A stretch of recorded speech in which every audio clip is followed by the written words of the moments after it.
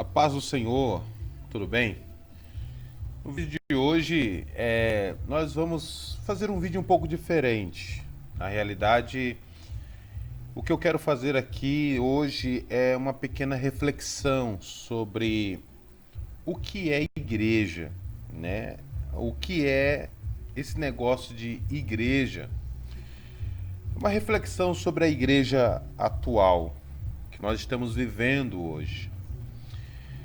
Hoje a igreja ela tomou uma proporção muito grande e existe várias coisas dentro das denominações, das igrejas. E nós queremos refletir aqui um pouco sobre essa questão. Mas eu quero levar a cada um a pensar sobre o que é igreja. O que realmente é a igreja? Eu quero expor aqui algumas definições, algumas coisas que são classificadas como igreja.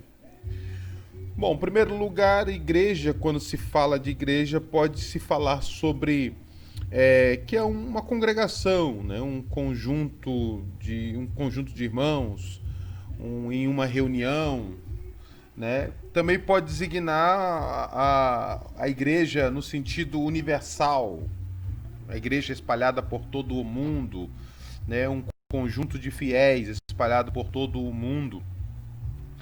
Igreja também pode significar uma localidade, né?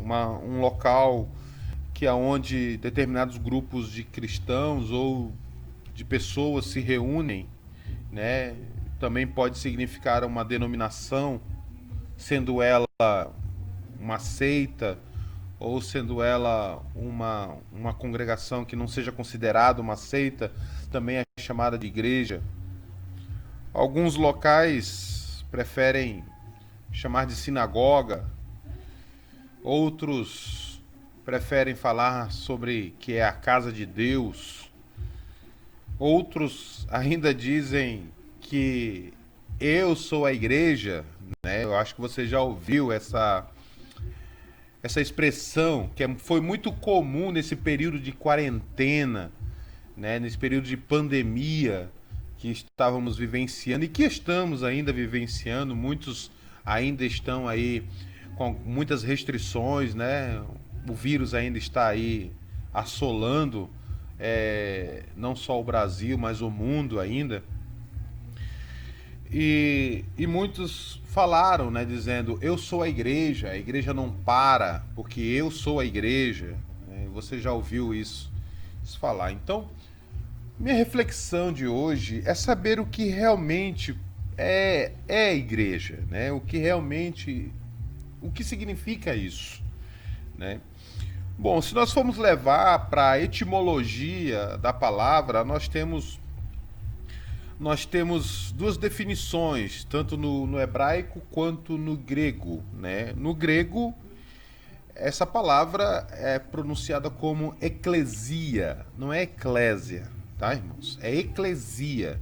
Eclesia, por sua vez, é uma combinação da preposição ek, né, com o verbo kaleo, que tem o sentido de chamados para fora, né? Tem o sentido de chamados para fora. Uma convocação para fora, né? E todas as vezes que essa expressão acontece, Deus não é que Deus chama uma única pessoa para fora. Deus chama um conjunto de pessoas para fora. E também temos uma expressão do hebraico, né, que é kahal. Essa expressão kahal, né, é designada a Assembleia do Povo de Deus, também denominado como um conjunto de pessoas. E agora vamos pensar, né?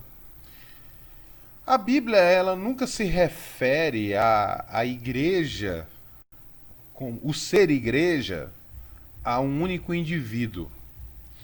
Isso parece até soar um pouco contraditório devido ao momento que nós estamos vivendo, que é onde ouvimos muito essa expressão, né? Eu sou a igreja. Mas a Bíblia nunca se refere ao único indivíduo como igreja. A Bíblia sempre se refere ao conjunto de irmãos que se reúnem como igreja. E isso até soa mais coerente com a realidade, porque eu não posso ser a igreja sozinho, mas sozinho eu não sou a igreja. Sozinho eu sou um crente salvo, o templo do Espírito Santo. Que também é um outro vídeo que nós vamos fazer sobre questão de ser o templo do Espírito Santo. O que Paulo quis dizer usando esta linguagem, esta figura de templo, o que ele quis se referir a isso, né? Para um outro vídeo. Mas a Bíblia nunca se refere a igreja como a pessoa individual. Ela sempre vai se referir como igreja um conjunto de irmãos que se reúnem para adorar a Deus. Então essa ideia de dizer que igreja sou eu, né, que igreja sou eu, igreja sou eu, não tem fundamentação bíblica. Não tem fundamentação bíblica. Você pode procurar na Bíblia, você nunca vai encontrar esta ligação de igreja a um individual. Mas você sempre vai encontrar a aplicação dessa palavra para um conjunto de indivíduos, ou um conjunto de fiéis. Quando Jesus chama o seu colégio apostólico, né, em que ele diz que sobre esta pedra edificarei a minha igreja, né, ele não estava se referindo apenas a Pedro e nem só aos discípulos, mas sim todo o conjunto de pessoas que iriam responder positivamente à mensagem do Evangelho. Então a primeira reflexão de hoje é exatamente esta: igreja não é um único indivíduo. Igreja é um conjunto de pessoas que se reúnem num único propósito de adorar e exaltar ao Criador. Por isso que Paulo, quando escreve aos Efésios, capítulo 5, no versículo 18 e 19, Paulo diz: não vos embriagueis com vinho, em que há dissolução ou que há contenda, mas enchei-vos do Espírito. Versículo 19 ele diz: falando entre vós. Ele fala sobre uma reunião, falando entre vós com salmos, hinos, cânticos espirituais, cantando e salmodiando ao Senhor no vosso coração. Ele fala sobre uma reunião, sobre um aglomerado de pessoas que estão reunidos no intuito de adorar ao Senhor, glorificar ao Senhor. Então, igreja não sou eu individualmente. Igreja é um conjunto de pessoas. Eu sou um crente salvo, você é um crente salvo, o templo do Espírito, um adorador. Mas quando nós nos reunimos, nos tornamos a igreja do Senhor. Uma outra questão que eu quero falar aqui com os irmãos é sobre a expressão igreja é hospital. Eu estava refletindo sobre essa expressão que é muito comum nós também ouvirmos dentro da igreja. E eu parei para pensar, será que realmente a igreja é um hospital? Será que realmente tratamos as pessoas lá dentro como pessoas que necessitam de tratamento? Porque quem procura um hospital é porque está doente. Isso tem até coerência dentro da Bíblia Sagrada, porque uma das declarações de Cristo foi que ele não veio para os sãos, mas veio para os doentes. É óbvio que Jesus ali usou uma expressão, ele forçou uma expressão, né, porque não existe ninguém são. Todos nós somos doentes por causa do pecado. Os pecados só mudam de nome. Uns têm tal pecado, outros têm tal pecado, mas todos nós somos pecadores. Se a igreja é um hospital e eu sou um paciente, um doente, será que estamos tratando aquelas pessoas que precisam de tratamento como elas merecem ser tratadas? Porque hoje eu vejo que é muito comum não tratarmos as pessoas como Cristo trataria. As pessoas só valem quando elas estão em destaque e depois já não valem mais nada. Se a igreja é um hospital, então eu tenho que comparar a liderança como médicos, aqueles que estão responsáveis por dar o alimento. Eu vejo os líderes de departamento como os enfermeiros, que estão sempre acompanhando os pacientes. E eu vejo os demais irmãos como pessoas que precisam de um tratamento, não que a liderança não precise, não que os líderes de departamento não precisem, mas a questão é como estamos tratando uns aos outros. Será que se a igreja é hospital, eu estou querendo tratar dos doentes, dos meus irmãos que estão necessitados de um alimento, de uma vitamina, de alguma coisa para sarar a dor, sarar a ferida? Ou quando este irmão chega e está ferido, eu o abandono? Eu viro as costas, eu deixo de falar com ele, eu menosprezo, eu lanço indiretas, eu critico, eu o condeno por causa do seu pecado, por causa da sua transgressão. Existem dois pecados na Bíblia que são terríveis. Para um, não tem perdão. Para o outro, há o perdão. O primeiro pecado que não tem perdão, você sabe, é a blasfêmia contra o Espírito Santo. Esse, a Bíblia diz que não há perdão. Mas o crente salvo não comete esse tipo de perdão, esse tipo de pecado. O segundo pecado da Bíblia, que é terrível, é o adultério. Este é um pecado terrível. Este é um pecado que destrói famílias, lares, destrói vidas, relacionamentos. É a infidelidade conjugal. Mesmo sendo um pecado tão terrível, ainda há perdão. Eu fico pensando o que se passa no coração das pessoas quando se deparam com alguém que errou, com alguém que falhou. Você com certeza conhece alguém que foi desprezado, foi humilhado, foi praticamente jogado fora da igreja. Mas a igreja não é hospital? Mas a igreja não está ali para tratar o doente, para curar as feridas, para colocar o óleo, o azeite, o vinho, que são símbolos do tratamento das feridas. A igreja não está ali para isso. Como temos coragem de desprezar, abandonar, virar as costas para quem necessita de tratamento? Se a igreja realmente é hospital, temos que começar a ir atrás dos doentes.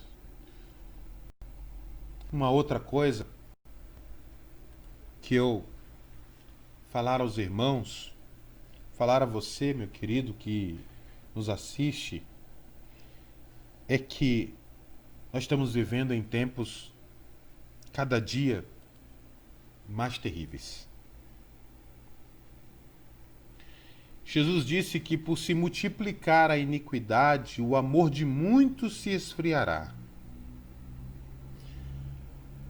Iniquidade ali é transgressão em pleno conhecimento da lei.